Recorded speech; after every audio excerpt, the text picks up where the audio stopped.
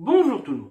Nous avons vu dans une vidéo précédente pourquoi nous élisions notre président, et en tout cas depuis quand, comment le processus s'était fait, qui avait conduit à ce que nous élisions notre président au suffrage universel, direct. Mais il y a une question à laquelle on n'a pas répondu. Pourquoi a-t-on un président de la République? Là aussi, la question peut paraître un peu stupide, et puis ça paraît évident. Voilà, on a un président de la République parce qu'on a une République, et une République, ça a un président. Voilà, ça peut paraître logique, mais en fait, si il est vrai que la plupart des républiques aujourd'hui ont des présidents, historiquement, ça n'a pas toujours été le cas.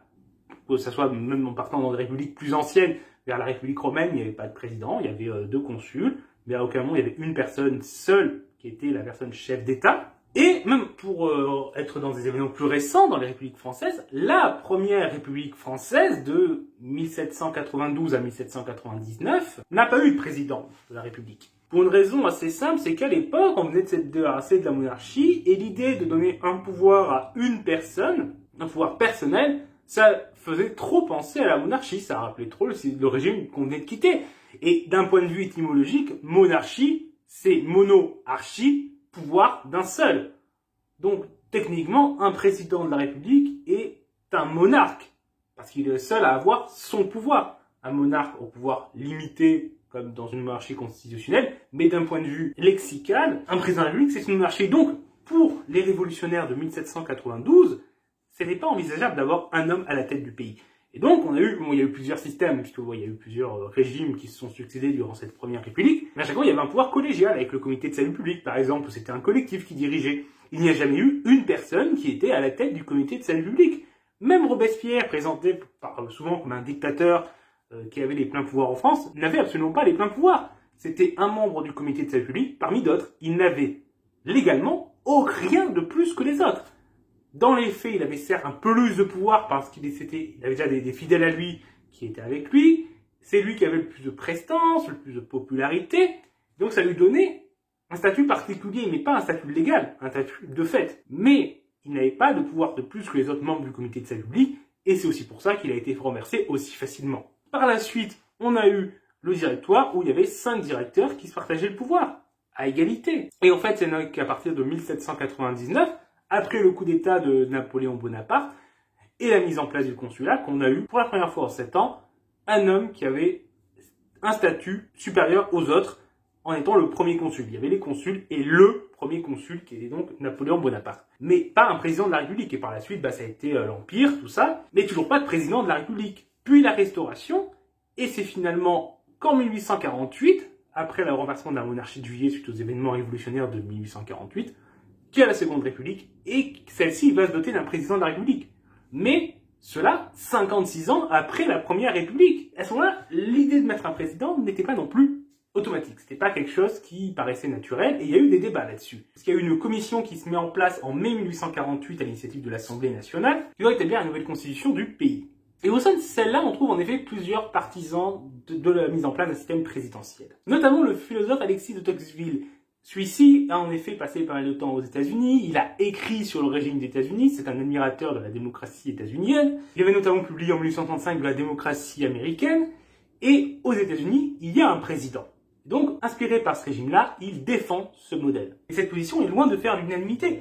Notamment, il y a les républicains les plus avancés, qui forment à ce moment l'extrême gauche de l'Assemblée et de cette commission, qui sont opposés à ce système-là, qui continuent de défendre l'idée d'un système collégial comme il y en a eu pendant la Révolution française. Mais il s'avère qu'au sein de l'Assemblée, donc au fait de la commission nommée par l'Assemblée, c'était les républicains conservateurs qui ont été majoritaires, qui ont du coup aussi réprimé des mouvements sociaux, mais ça c'est une autre histoire, et du coup, ils sont, eux, plus favorables au système présidentiel. Ils s'appuient également aussi sur des orléanistes plus ou moins ralliés à la République, ou en tout cas acceptant temporairement la mise en place d'un tel régime.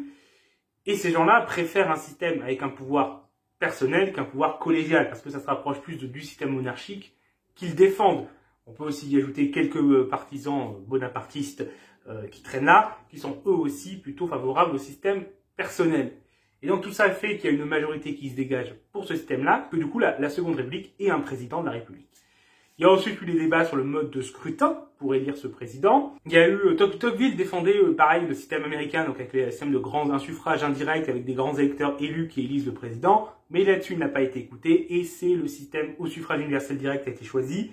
Malgré les alertes de certains qui craignaient que ça puisse tendre à un régime plutôt plébiscitaire qui ne donnerait plus de pouvoir à l'Assemblée, mais à l'homme élu qui pourrait en fait s'abroger un peu tous les pouvoirs, et la mise en place d'un système césaro-plébiscitaire, c'est ce qui est arrivé de fait 3 ans plus tard avec le coup d'état du 2 décembre 1851, confirmé l'année suivante avec la mise en place de l'Empire.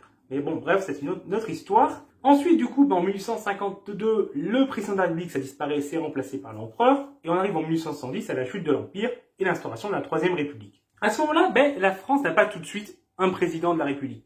D'abord, il y a, déjà, le renversement de l'Empire et le renversement par la République, déjà parce que ça se fait un peu dans l'urgence, donc d'abord, la Troisième République n'a pas vraiment d'institution. Ensuite, début 1871, il y a les élections législatives qui élisent une majorité monarchiste et qui désignent un chef du pouvoir exécutif, pas un président de la République, mais un chef du pouvoir exécutif en la personne d'Adolphe Thiers, le temps qu'ils réfléchissent aux nouvelles institutions du régime. Ils veulent en soi, mais du coup, comme c'est des monarchistes, ils sont plutôt favorables à rétablir la monarchie. Mais avant de pouvoir rétablir la monarchie, il faut se mettre d'accord sur le nom d'un roi. Et de fait, ils ne sont pas d'accord parce qu'il y a 2 courants principaux, les orléanistes, partisans de la famille d'Orléans et d'une monarchie plutôt libérale, les légitimistes, favorables à la famille de Bourbon, mais pour une monarchie plus absolue. Donc ils ne sont pas d'accord sur le nom du roi, pas d'accord sur la suite de monarchie. Donc il y a des discussions, des négociations, et ça traîne en longueur. Donc il faut mettre en place quand même des institutions temporaires, le temps que ça se fasse. Et c'est pour ça que Adolphe Thiers va être désigné président de la République, puis remplacé en 1873, puisque Adolphe Thiers va plutôt se rapprocher ensuite des Républicains, par Patrice de MacMahon, élu pour 7 ans président de la République, puisqu'à ce moment-là, les monarchistes se disent que bon, en 7 ans, on aura le temps de se mettre d'accord, et plus qu'il y a l'histoire aussi que il y a un héritier légitimiste qui est assez intransigeant, mais il est plutôt âgé, et on espère qu'après sa mort, les choses vont pouvoir plus avancer, et qu'ainsi on va pouvoir mettre en place la monarchie. Donc MacMahon, à la base, est juste un président, là pour tenir la place au chaud, mais c'est pas censé être une institution qui va durer. Mais de fait, le temps que son mandat se termine, les Républicains ont pris le pouvoir à l'Assemblée nationale, puis au Sénat, ce qui change grandement la situation. Du coup, l'idée de rétablir le roi, ça tombe à l'eau. Et là, à ce moment-là, se pose aussi la question de est-ce qu'on maintient un président de la République? Parce qu'une partie de ces républicains maintenant majoritaires ne sont pas favorables à l'institution du président de la République. Donc il y a encore des gens qui veulent supprimer cette institution. Mais il n'y a pas vraiment de consensus entre eux, et c'est finalement plutôt un consensus entre une partie des orléanistes qui acceptent un régime plutôt républicain et l'aile droite des républicains, les républicains plus conservateurs, qui vont se mettre d'accord sur une formule d'un président de la République élu par les 2 assemblées avec des pouvoirs limités. Et dans les faits, par la suite, comme ça va être des républicains qui vont être élus à ce poste et qui vont volontairement choisir de ne pas utiliser même pleinement les pouvoirs que la Constitution leur donne pour être vraiment un président plus au-dessus des débats politiques et en retrait de la vie politique active et des prises de décision, la menace d'un président de la République va plus trop apparaître. On va plus trop s'inquiéter de ça. Et même quand les républicains les plus à gauche vont devenir de plus en plus importants, la menace qui était vue dans le président de la République aura disparu. Le fait d'avoir un président de la République sera rentré dans les mœurs et les institutions. Et donc l'institution va être conservée. Et elle va un temps disparaître entre 1940 et 1945 dans les faits avec le régime de Vichy, même si statutairement c'est pas supprimé, mais dans les faits il n'y a plus vraiment de président. Mais naturellement avec la 4e République, on va rétablir un président. Et la 5e République va instituer un président maintenant qui sera la figure centrale du régime. Et c'est dans la situation qu'on est actuellement aujourd'hui. Donc voilà, j'espère que cette vidéo vous a intéressé. Si c'est le cas, n'hésitez pas à la partager, à l'aimer, à mettre un pouce bleu. N'hésitez pas également à vous abonner pour ne pas rater nos prochaines vidéos.